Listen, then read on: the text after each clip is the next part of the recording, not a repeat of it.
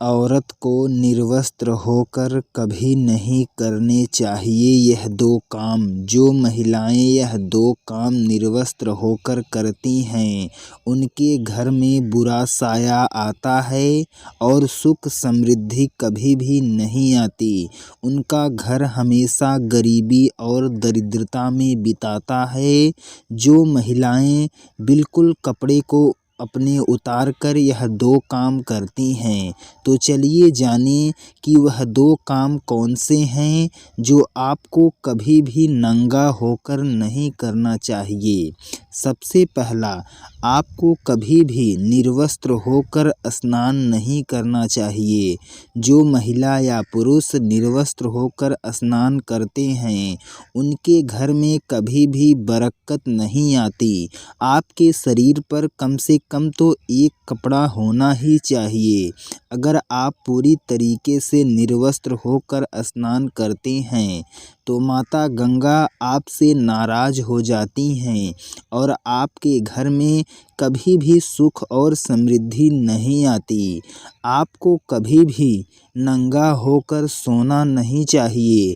जो महिला या पुरुष निर्वस्त्र होकर सोते हैं उनके ऊपर हमेशा काला जादू, काला टोना, बुरा साया आता रहता है और उनके पितृ भी उनसे मिलने आते हैं तो दुखी होकर चले जाते हैं।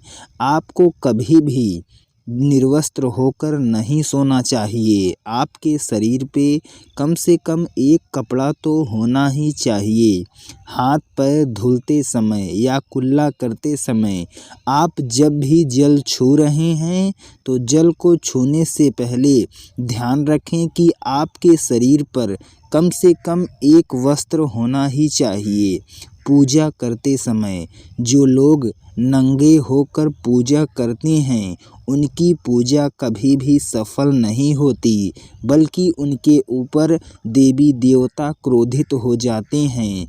आपको कभी भी पूजा करते समय साफ सुथरा और पूरा वस्त्र पहनकर ही पूजा करें, वरना भगवान और माताजी आपसे नाराज हो जाएंगी और आपका सर्वनाश कर देंगी अगर आपसे गुस्सा हो जाएंगे तो।